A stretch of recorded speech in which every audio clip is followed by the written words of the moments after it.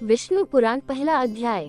श्री सूत जी बोले, मैत्रेय जी ने नित्य कर्मों से निवृत्त हुए मुनि व पराशर जी को प्रणाम कर एवं उनके चरण छूकर पूछा, हे गुरुदेव, मैंने आप ही से संपूर्ण वेद, वेदांग और सकल धर्म शास्त्रों का क्रमशः अध्ययन किया है। हे मुनि श्रेष्ठ, आपकी कृपा से मेरे विपक्षी भी मेरे लिए यह नहीं कह सकेंगे कि मैंने संपूर्ण शास्त्रों के अभ्यास में परिश्रम नहीं किया। हे धर्मज्ञ, हे महाभाग, अब मैं आपके मुखारविंद से ये सुनना चाहता हूँ कि यह जगत किस प्रकार उत्पन्न हुआ और आज भी दूसरे कल्प के आरंभ में कैसे होगा, तथा हे ब्राह्मण, इस संसार का उपादान कारण क्या है?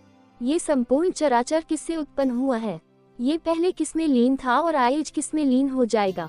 इसके अतिरिक्त आकाश आदि भूतों का परिणाम, समुद्र, पर्वत तथा देवता आदि की उत्पत्ति, पृथ्वी का अधिष्ठान और सूर्य आदि का परिमाण तथा उनका आधार, देवता आदि के वंश, मनु, मनवंतर, बार बार आने वाले चारों युगों में विभक्त कल्प और कल्पों के विभाग, प्रलय का स्वरूप, युगों के पृथक पृथक संपूर्ण धर्म, देवर्षि और राजर्षियों के चरित्र, श्री व्यास जी द्वारा रचित वैदिक शाखाओं की यथावत रचना तथा ब्राह्मणादि वर्ण और ब्रह्मचर्यादि आश्रमों के धर्म, ये सब, हे महामुनि शक्तिनंदन, मैं आपसे सुनना चाहता हूँ। हे ब्राह्मण, आप मेरे प्रति अपना चित्त प्रसादोन्मुख कीजिए, जिससे हे महामुने, मैं आपकी कृपा से ये सब जान सकूं।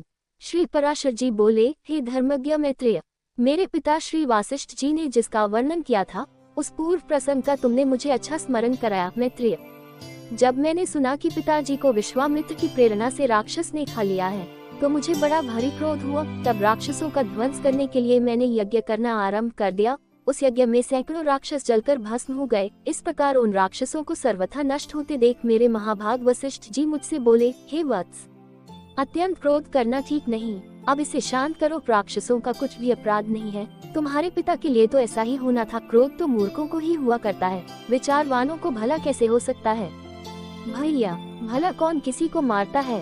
पुरुष स्वयं ही अपने किए का फल भोगता है। हे प्रियवर, ये क्रोध तो मनुष्य के अत्यंत कष्ट से संचित यश और तप का भी प्रबल नाशक है। हे तात, ये लोक और परलोक दोनों को बिगाड़ने वाला है। इस क्रोध का महर्षिगण सर्वदा त्याग करते हैं, इसलिए तू इसके वशीभूत मत हो। अब इन बेचारे निरपराध राक्षसों को दग्ध करने से कोई लाभ नहीं, अपने इस यज्ञ को समाप्त करो। साधुओं का धन तो सदा क्षमा ही है।